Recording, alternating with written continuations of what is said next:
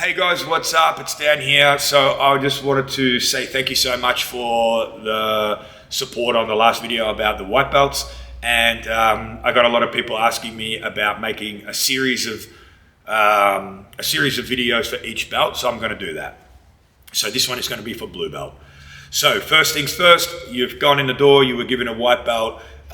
You didn't have to do anything for the white belt except come into the academy, and now you've done a few years of training, and now you've got a blue belt, and you want to know what to achieve within that belt to succeed in that belt. So here are a couple of things. Now, on the white belt, it's not just about walking in the door and getting a belt, right? I like to say to my students that it takes courage to get your white belt because you have to walk through the door. It takes a little bit of courage to walk through the door. It takes consistency to get your black belt. Now you're in the door, consistency will get you to the black belt, right? In between though, we need to know what to do. And that's what this video is going to help with the blue belts. So, I've written some notes here as well. I hope you guys don't mind. Last video I didn't have any notes, I just sort of winged it. Off the top of my head, I thought I'd be a little bit more professional, set some notes up. So, white to blue, huge learning curve. You've learned a lot about defending, starting to learn about escaping, some control, a few submissions going on. Blue belt, we're still defending, but we're competent in it now. We understand how to defend certain positions. We're getting caught by guys. I want to preface this before we start actually, that I'm talking about within your own belt and skill level here. I'm not talking about you being able to stop a black belt as a white belt, stop a black belt from arm locking or choking you or getting good positions on you. There's going to be a little bit of bleed over into each belt. So as a blue belt, there are still going to be some white belts that are going to catch you here and there, pass your guard, hold you down a little bit. And there's going to be some purple belts as a blue belt that you're going to be able to do that too, right? There's a bleed over effect in every academy. So don't think that I'm thinking like, oh, you're a blue belt or a white belt, you should be able to do this to a world-class black belt. This is within your skill level that we're talking, right? And slight bleed over. So you're rolling with other blue belts, some purple belts, and some high-level white belts, and you're able to defend most of the positions that you're in. If people are on mount, they're not attacking you as much because they don't feel comfortable to start going for submissions on you. You're making it more difficult for them to be able to tap you out. And you're surviving a lot longer in rolls now. You're not just hopping on the mat, getting down and getting choked or arm locked. You're literally being able to maintain a roll for a period of time and stay within the roll. You're not getting swept easy. You're not getting your guard passed as easy. You're maintaining controls and retentions of these positions. And this is allowing you to stay in the roll. And so now you've been able to demonstrate that you can do all of that with some escaping involved, and you've got to your blue belt. And from the blue belt, we're going to continue with that as well. We're going to continue always, for every belt, no matter what it is, white to black, we're continually on focusing, always in the background, on our defense. All right, it's always important that defense is one of our main skills that we have. I'm going to do a video on another topic about what I feel about how jiu-jitsu should be learned in a really simplified form. So watch out for that video. But just for this video, blue belt, we're still working on our defense, but we're emphasizing escaping to controlling. All right, we're not just emphasizing the escape anymore. We're emphasizing an escape leading to a controlling position, and the transition between that, we're trying to make it fluent. We're trying to make it really nice and clean, that we understand the steps and the processes along the way, that once we've escaped the position, that we can transition to a good controlling position, that we're not just going from a bad position to a bad position, or what I like to say, jumping from the frying pan to the fryer. We don't want to escape one position and end up in another position. We don't want to escape mount and end up with someone on our back. We want to escape mount and end up on side control, right?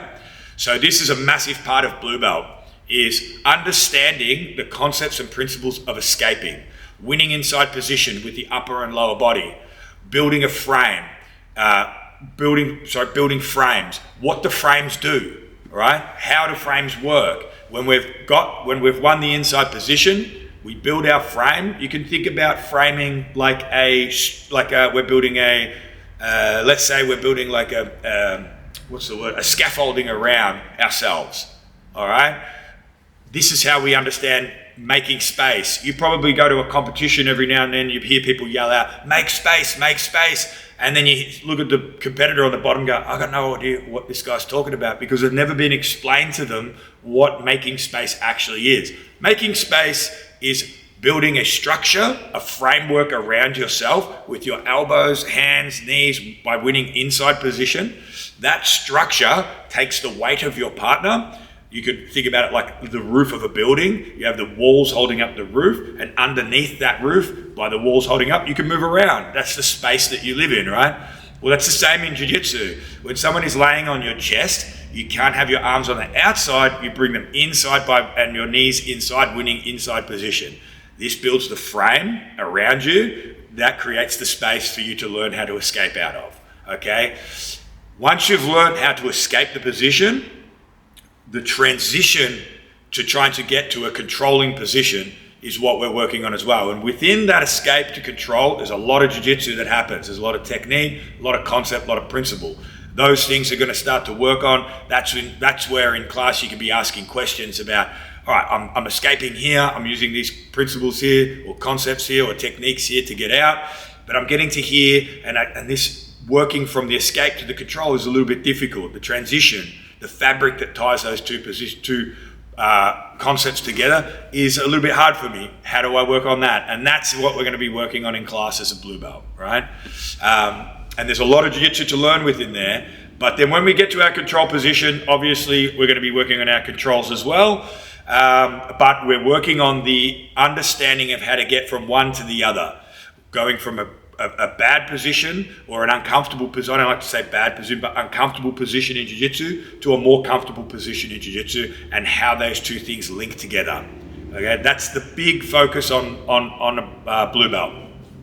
And of course, a byproduct of doing that is that you're going to get control, and then a byproduct of control is going to be submission, or what I would suggest is submissions are great and they feel good and they're really, really fun to do. And of course, you shouldn't not go for them, but look for transitions, all right? Because we're learning how to transition from escaping position, and this little sort of line that we've just taken, this transition from here to control, now learn how to recontrol.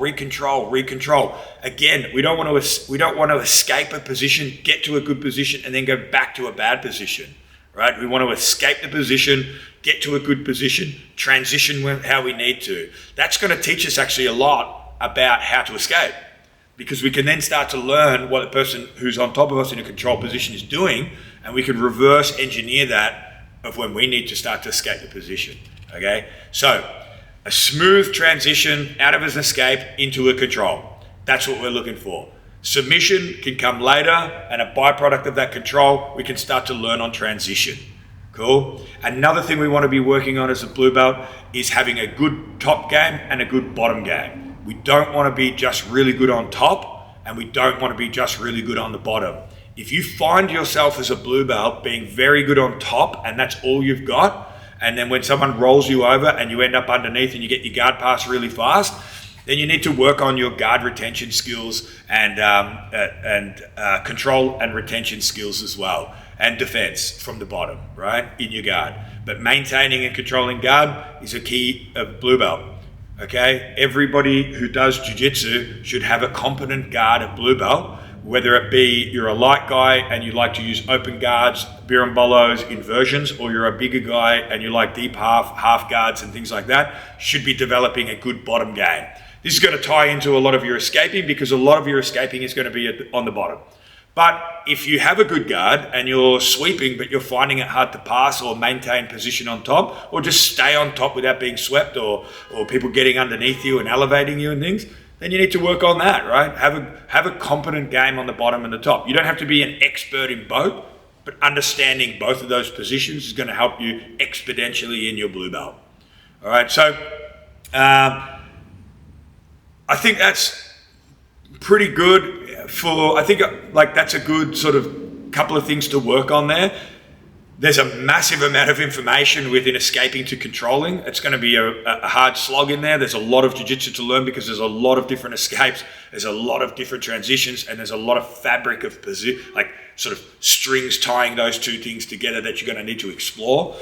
But that's what you do in class. You explore those positions, you ask instructors, you ask other people, find out how they're working on it, and then you develop a game from there. But as a blue belt, again, just to shut the video, as we turn the video off, we're gonna go defense always. Every position, always working on defense. Escaping, understanding the concepts and principles of escaping, leading to a fluidity of moving to a control position. And then when in control, learning how to transition within control so we're not going back into a bad position, right? You don't want to escape side control and then end up underneath, you escape side control, you end up in the guard, and then the guy passes again, and then you end up back under side control again, and you're just repeating the process, right? We want to make sure that once we've escaped the side control, we get our guard back, we're maintaining our guard, trying to sweep, trying to take the back, things like that. Cool, so, and well-rounded game, okay? Make sure that you've got that well-rounded. Oh, just before we go, one of the examples I wanted to give, just popped into my head, is if we think about it, you could think about this as like trying to create a neutral position and then rebuilding off a neutral position, right? Which is a video I want to make as well on Jiu-Jitsu. I'll make this video as well, is building neutral positions within Jiu-Jitsu. So let's say I'm on the bottom, someone's on top of me. I would look at this like a percentage, right? The person on top is like 100%, they're controlling me. Each time I start to escape out underneath, the percentages are going down for the person on top and up for the person on the bottom, right? They're moving, 50%. All of a sudden we get to a 50-50. Once we're at a 50-50, it's anybody's game, right? They can then re-put us into 100% and back down to 0, or we can now get on top of them, creating a control. We've got the 100%, they've got the 0. But as they start moving around underneath us, we're not going back under that 0% and giving them 100%. We're staying on top and we're maintaining our 100% over the top of them as the roll continues, right? So creating a neutral position and then building to a controlling position. Escape, neutral, control. Hope that helps, guys. It gives you a little bit of a guidance, a little bit of a direction into the next stage of your jiu-jitsu, which is going to be a purple belt, which I'll make a video on soon. Thanks for watching and see you guys soon.